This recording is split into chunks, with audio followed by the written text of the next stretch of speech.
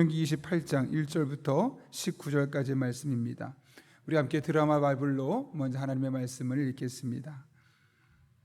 제 28장.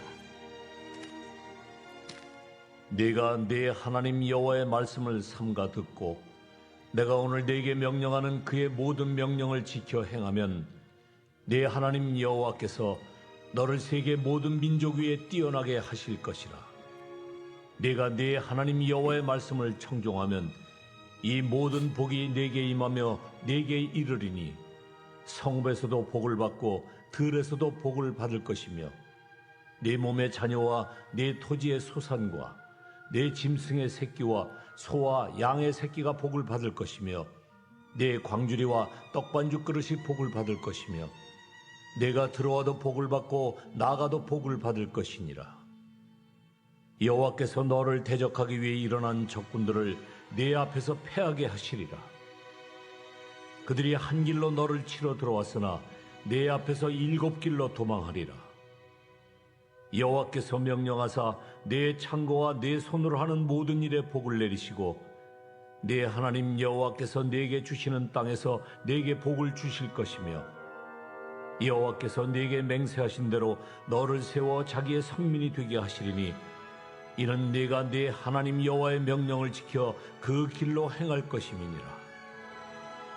땅의 모든 백성이 여호와의 이름이 너를 위하여 불리는 것을 보고 너를 두려워하리라. 여호와께서 네게 주리라고 네 조상들에게 맹세하신 땅에서 네게 복을 주사 네 몸의 소생과 가축의 새끼와 토지의 소산을 많게 하시며 여호와께서 너를 위하여 하늘의 아름다운 보고를 여시사 네 땅에 때를 따라 비를 내리시고 네 손으로 하는 모든 일에 복을 주시리니 내가 많은 민족에게 꾸어줄지라도 너는 꾸지 아니할 것이요 여호와께서 너를 머리가 되고 꼬리가 되지 않게 하시며 위에만 있고 아래에 있지 않게 하시리니 오직 너는 내가 오늘 네게 명령하는 네 하나님 여호와의 명령을 듣고 지켜 행하며 내가 오늘 너에게 명령하는 그 말씀을 떠나 좌로나 우로나 치우치지 아니하고 다른 신을 따라 섬기지 아니하면 이와 같으리라.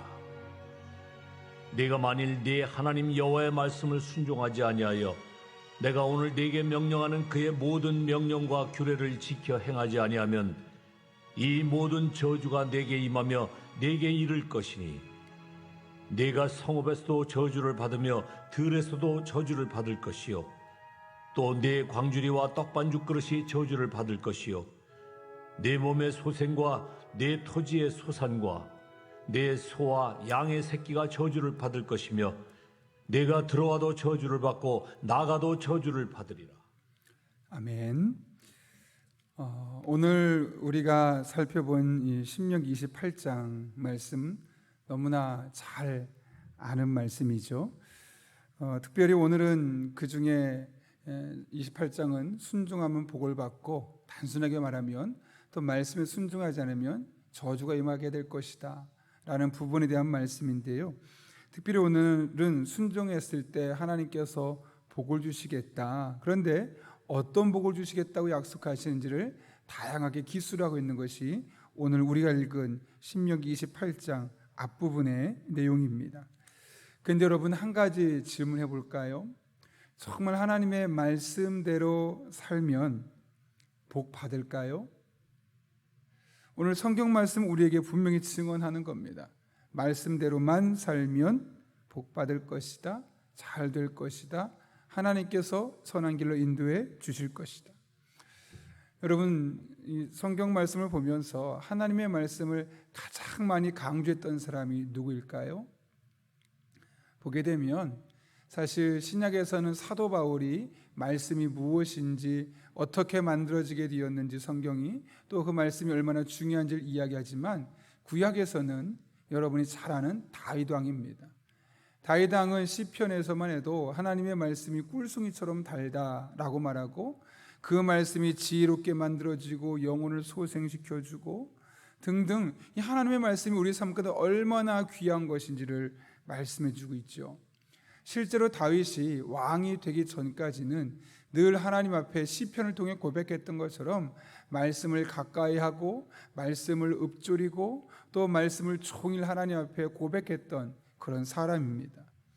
그랬기 때문에 목동이었던 그가 하나님의 마음에 그 마음의 중심이 드는 사람이 될 수 있었던 것이고 결국은 그렇게 이스라엘의 왕까지 될 수 있었던 겁니다. 근데 문제는 뭐냐면 왕이 되고 나서 바빠지고 나서 다른 일들에 신경 쓰기 시작하면서 말씀과 조금 멀어지는 삶을 살게 되었고 그럴 때 순간적으로 그가 타락의 길로 접어섰음을 우리는 보게 되는 것이죠. 다윗이 하나님의 말씀을 얼마나 중요하게 생각했는지는 여호사밧이라는 사람을 기술하고 있는 장면을 봐도 알 수 있습니다. 여호사밧에 대해서 뭐라고 말합니까? 성경 보게 되면 그는 그의 아버지 아사와 같지 아니하고 다윗의 처음 행위를 따랐다고 합니다. 그러면서 다윗의 처음 행위가 무엇이냐면 바로 하나님의 말씀을 붙드는 행위, 또 하나님 앞에 기도하는 행위. 여호사밧을 진술하면서도 다윗이 하나님의 말씀을 얼마나 가까이 하고 얼마나 사모했는지, 그것이 굳이 시편 말씀을 보지 않더라도 여호사밧의 삶을 기술하는 장면을 통해서도 우리는 다윗이 하나님의 말씀을 얼마나 사랑했고 그 말씀을 사랑했기 때문에 다윗이 거기까지 갈 수 있었다는 사실을 볼 수 있는 것이죠. 그런데 하나님의 말씀대로 살면 복을 받는데 그렇지 못한 경우도 보게 됩니다. 왜 그럴까요? 오늘 본문 1절, 2절 말씀 보게 되면 말씀을 대하는 태도가 결국 그 말씀을 우리가 어떻게 따르냐를 좌우하게 되고 그 결과 하나님 앞에 복받는 인생으로 살 것이냐 그렇지 못할 것이냐를 판가름하는 시금석이 되어지는 것이죠. 특별히 오늘 1절에 이렇게 시작합니다. 내가 내 하나님 여호와의 말씀을 삼가 듣고 내가 오늘 내게 명령하는 그의 모든 명령을 지켜 행하면 내 하나님 여호와께서 너를 세계 모든 민족 위에 뛰어나게 하실 것이요. 2절 내가 내 하나님 여호와의 말씀을 청종하면 이 모든 복이 내게 임하며 내게 이르리니. 사실 신명기 28장 1절부터 14절까지 있는 복 중에 1절과 2절이 조건을 나열하고 있죠. 그러면서 1절은 이렇게 말합니다. 여호와의 말씀을 삼가 듣고. 이게 무슨 말일까요? 듣는 것 자체가 중요한 것이 아니라 어떻게 듣느냐가 중요하다는 것이죠. 여기 듣는 태도를 말하는데요, 샤모와 튀시마라는 단어인데 확실히 듣기 위해서 귀를 기울여 듣다는 겁니다. 그러니까 하나님의 말씀을 그냥 지나가는, 마치 우리가 TV 드라마 보듯이 혹은 예능 프로그램 보듯이 한번 웃거나 혹은 내 지식을 채우기 위해서 한 번 정도 들어주는 것이 아니라 확실히 들으려고 귀 기울여 듣는 그런 삶의 자세가 필요하다는 것이고, 이것을 2절에서는 청종하다는 단어가 참 재미있는데요, 샤마라는 단어가 듣다는 뜻인데 이 샤마가 두 번 쓰였습니다. 샤마 하나님의 말씀을 듣고 또 들으면 위에 있는 삼가 듣고와 같은 맥락이죠. 귀 기울여 들어라, 확실하게 듣도록 노력해봐라, 이렇게 이야기하고 있는 겁니다. 그런데 1절은 조금 우리가 더 신경 써서 봐야 되는데요, 원래 내가 내 하나님 여호와의 말씀을 삼가 듣고 내가 오늘 내게 명령하는 그의 모든 명령을 지켜 행하면, 단순히 조건절처럼 보일 수 있지만 원래 원문을 보게 되면 목적으로 되어 있습니다. 따라서 삼가 듣고 지켜 행하면, 듣고 난 다음에 지켜 행하면 그럼 복을 줄 것이다 라기보다는 1절이 이렇게 되어 있습니다. 지키기 위하여 삼가 들으면. 그러니까 귀 기울여 듣는 건 너무너무 중요한데 왜 그것을 귀 기울여 듣느냐, 이 목적이 아주 중요하다는 것이죠. 근데 원문은 오늘 뭐라고 말하냐면 하나님의 말씀을 지키려고 귀 기울여 듣느라, 그럴 때 하나님께서 예비하신 복을 상속받을 수 있을 것이다 라고 말씀하고 있는 것이죠. 사실 여러분, 우리가 하나님의 말씀을 들을 때 그 말씀을 듣는 목적이 여러 가지가 있을 수 있습니다. 그게 첫 번째로는 의무로 듣는 경우가 있습니다. 내가 예배 참석했기 때문에 그 자리에 앉아있는 동안 어쩔 수 없이 듣는 것이죠.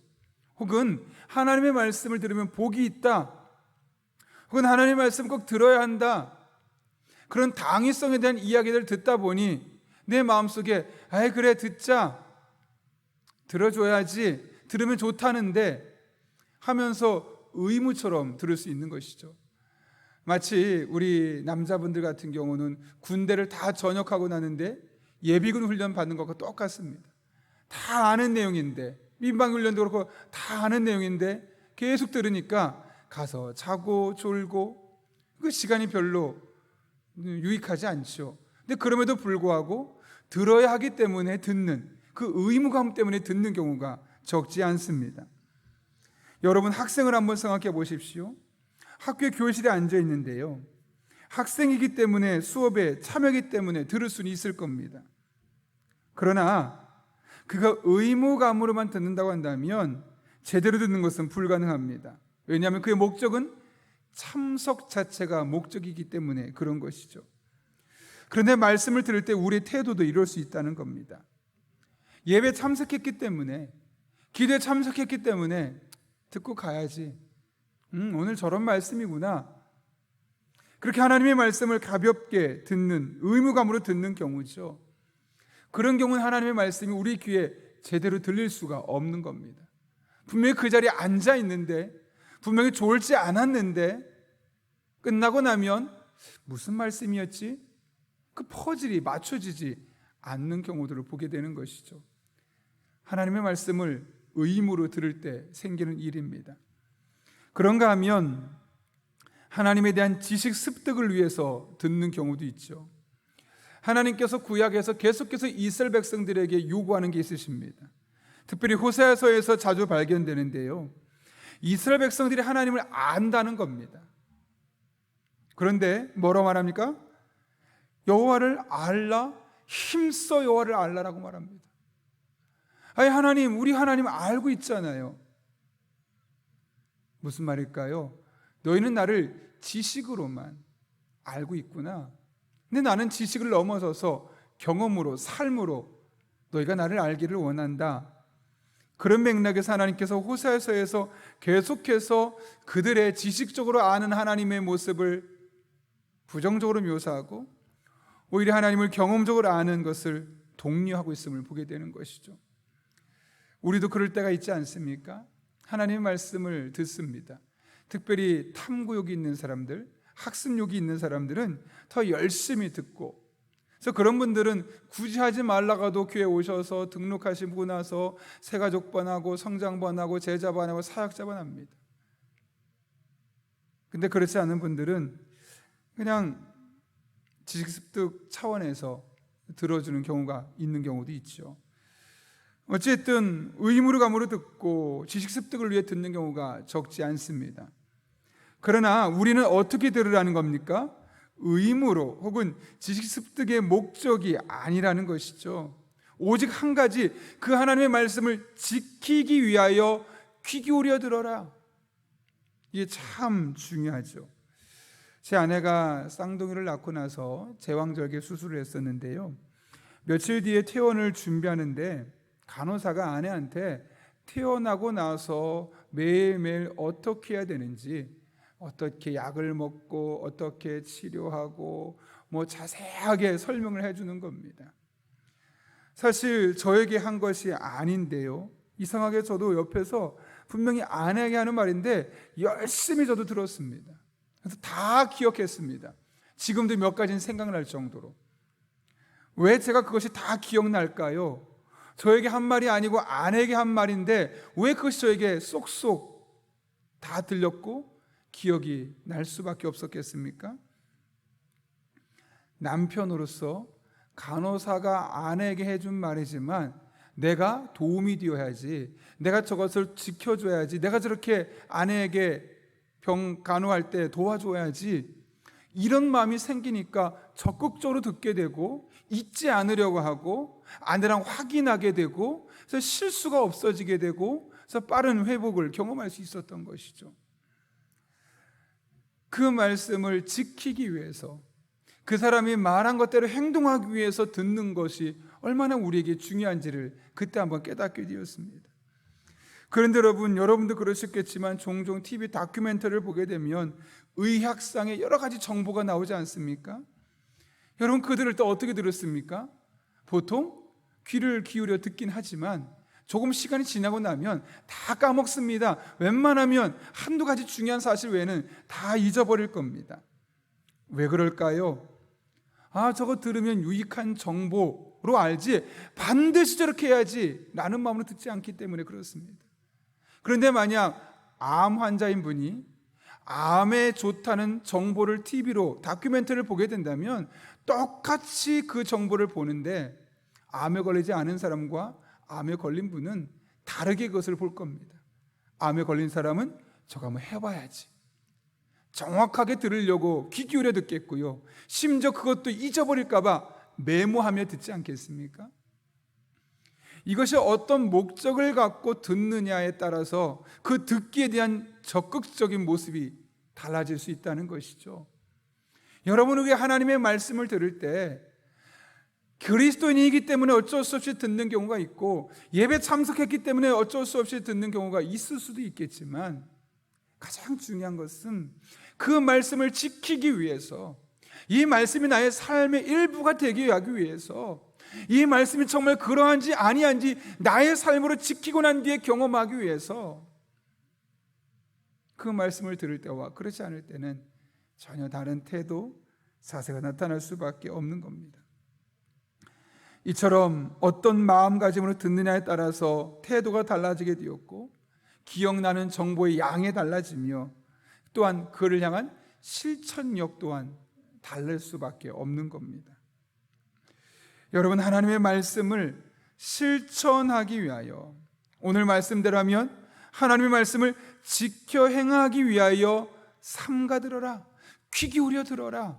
그러면 내 하나님 여호와께서 너를 세계 모든 민족 위에 뛰어나게 하실 것이요, 이 모든 복이 내게 임하며 내게 이를 것이다 라고 말씀하신 하나님의 축복, 3절부터 6절까지 말씀, 성읍에서도 복을 받고 들에서도 복을 받을 것이며 내 몸의 자녀와 내 토지의 소산과 내 짐승의 새끼와 소와 양의 새끼가 복을 받을 것이며 내 광주리와 떡 반죽 그릇이 복을 받을 것이며 내가 들어와도 복을 받고 나가도 복을 받을 것이니라.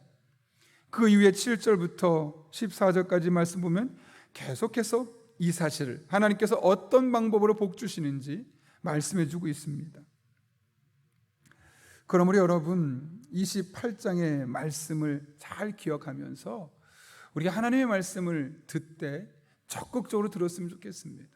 그렇게 들어야 하는 이유는 그 말씀을 지키기 위해서, 그 말씀을 실천하기 위해서 그렇게 들어야 하는 것이고, 그런 사람에게는 반드시 오늘 신명기 28장의 말씀이 단순히 성경 속에만 기록되어 있는 말씀이 아니요, 우리의 삶의 구석구석에서 경험되어지는 그런 복된 말씀, 말 그대로 신명기 28장의 복이 구체적으로 실제적으로 우리 삶 가운데 경험되는 것을 보게 될 것입니다.